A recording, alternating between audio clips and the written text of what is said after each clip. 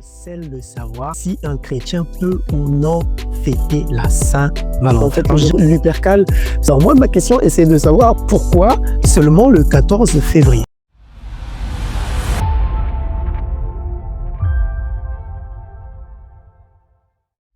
Le chrétien et la Saint-Valentin. Vous savez, cette vidéo, j'aurais tellement voulu la sortir au début du mois de février, mais c'est vraiment pas grave.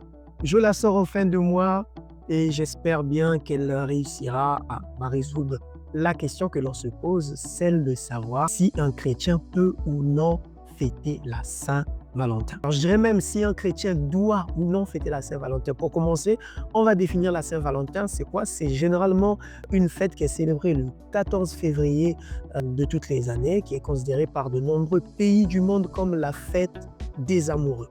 Pendant la Saint-Valentin, les gens s'offrent des cadeaux, des roses rouges notamment, qui sont l'emblème de la passion. Du chocolat, voilà, c'est un temps aussi, des gens se livrent à des actions, notamment rencontrer de nouvelles personnes, se donner des dates, ainsi de suite. Alors moi, ma question, c'est de savoir pourquoi seulement le 14 février. Vous savez, dans la religion romaine, du 13 au 15 février étaient célébrées ce qu'on appelle les Lupercales. En fait, les Lupercales, ce sont des fêtes qui sont dédiées à un dieu, le dieu de la forêt et des troupeaux. Et au fur et à mesure qu'on avançait, les Britanniques ont considéré que c'est pendant cette période-là, et surtout le 14, que les oiseaux venaient s'appairer, c'est-à-dire se mettaient, pas qu'ils s'accouplaient, mais qu'ils se draguaient, on va dire.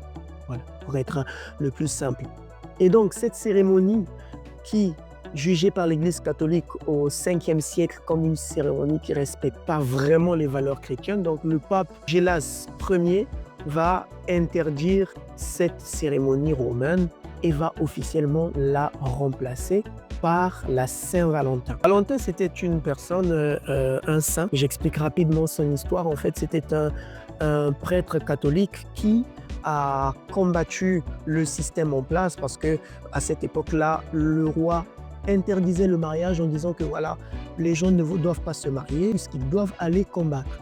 Et lui faisait marier des gens en cachette. Il a été découvert et campé sur ses positions, il a dit « Je refuse de me compromettre, je refuse que des gens vivent dans l'impudicité et je refuse que des gens puissent se livrer à des actes sexuels hors mariage. » Voilà, donc le mariage est une union très sacrée, comme nous le savons. Donc voilà un peu l'histoire de ce cher monsieur Valentin, un prêtre catholique qui craignait Dieu, d'après ce que l'histoire nous dit. Mais comment est-ce que le 14 février est devenu la fête des amoureux?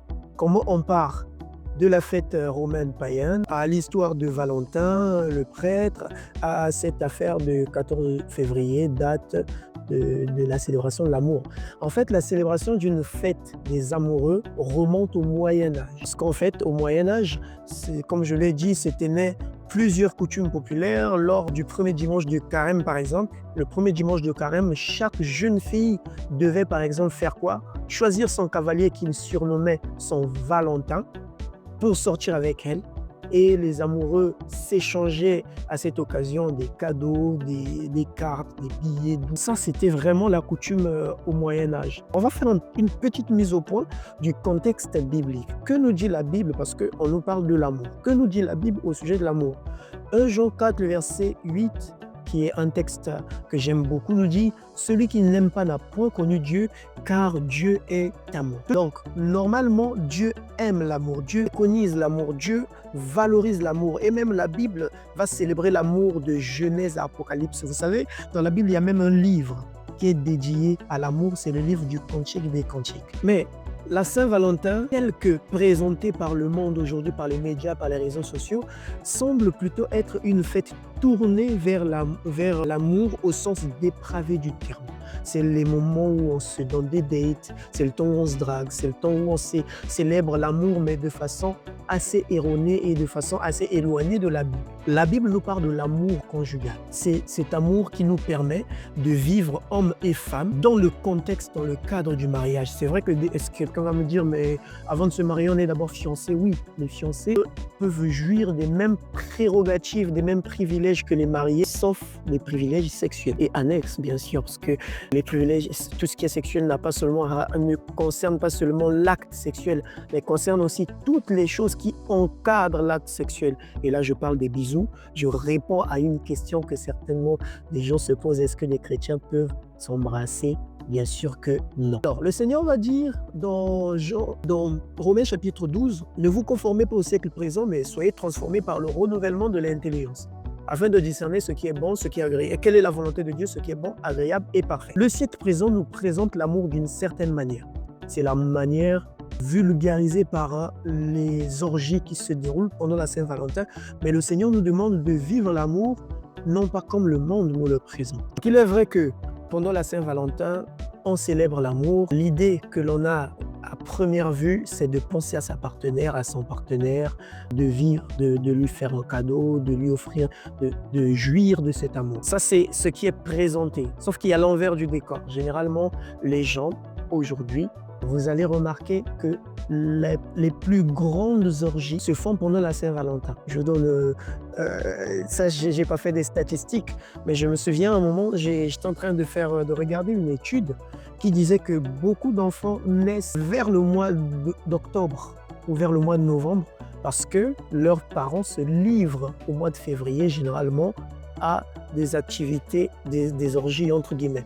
Donc l'idée principale quand la population, quand le monde entier parle de Saint-Valentin, ça parle d'amour, sauf que derrière, beaucoup de personnes se livrent à l'impudicité, qu'ils profitent de ce temps-là où les gens sont vulnérables en pensant à l'amour et qu'ils essaient de profiter pour manipuler. Bon, l'idée aujourd'hui, c'est de répondre à cette question, de savoir si le chrétien il peut célébrer la Saint-Valentin. Pour conclure, sachez que la forme peut changer, mais le fond reste le même. La forme, c'est quoi? C'est que la Saint-Valentin, elle est la fête qui célèbre l'amour. Mais le fond, c'est qu'il y a une histoire derrière, cette histoire de ce Dieu romain à qui on rendait ce culte et à qui étaient destinées ces fêtes. Donc la Saint-Valentin est une fête païenne. Elle a beau être une fête avec une caractéristique chrétienne, ça reste une fête païenne. Et sachez que c'est pendant cette fête qu'est rendu un hommage au dieu Cupidon, que beaucoup de gens connaissent, parce que c'est le dieu qui est, on va dire, le gardien de l'amour. En sachant que la Bible nous dit que tu n'auras aucun autre dieu devant ma face. Donc chaque fois que l'on se met dans ce contexte de Saint-Valentin, indirectement, on se met sous cette coupe-là. Alors quelqu'un peut dire, mais ok, donc ne vivons plus l'amour, puisque Dieu est amour. Et ce n'est que la parole de Dieu que de célébrer l'amour ce jour-là. Le conseil que je peux donner aux chrétiens, loin de moi l'idée d'être radical, c'est de dire que le monde fait des choses parce que c'est comme ça qu'elles le sont. Mais nous les chrétiens, nous sommes dans ce monde sans être de ce monde. Et ce que nous devons apprendre à faire, c'est de ne pas se conformer au siècle présent. Et donc, pour moi, et ça reste mon avis, au vu de tous ces éléments, les chrétiens, ils ne sont pas obligés de fêter la Saint-Valentin. Tout m'est permis, mais tout n'est pas utile. La question, c'est de se poser, est-ce que cela m'édifie? Est-ce que cela contribue à mon épanouissement? Est-ce que je dois seulement attendre un jour spécial pour exprimer mon amour envers mon partenaire, envers ma partenaire? Ne devrais-je pas vivre cela au quotidien? Donc l'amour que le Seigneur nous recommande, vous allez le lire dans le livre des Cantiques de Salomon. Vous verrez que c'est un amour qui doit se vivre au quotidien, se déclarer tout le temps. Et au lieu de passer son temps à déclarer l'amour, je préférerais qu'on le prouve. Dans toute la Bible, Dieu n'a déclaré son amour que 2 fois. Dans Ésaïe 43 et dans Jérémie, où il va dire « Je t'aime d'un amour éternel » et Ésaïe 43 où il va dire « Parce que tu as du prix à mes yeux et que je t'aime ». 2 seules fois. Mais toute la Bible de Genèse, Apocalypse, Dieu a posé des actes d'amour. Des actes qui montrent qu'il aime l'humanité et qu'il fait tout pour que le monde se sente bien. Donc, on est arrivé à la fin de cette vidéo. Je voulais simplement mettre la lumière sur cette question qui est un tabou dans le monde chrétien et pour nous dire qu'au lieu de chercher à attendre un jour spécial pour célébrer l'amour, Célébrons l'amour au quotidien, célébrons l'amour tous les jours et cela permettra que nos relations, aussi fraternelles que des relations de couple, puissent être les meilleures. Que le Seigneur vous bénisse et n'hésitez pas à vous abonner, à liker et à commenter, sachant que on va avoir un autre épisode de Édifie-moi qui va pas tarder, où on aura un invité qui nous parlera d'un sujet passionnant. Que le Seigneur vous bénisse.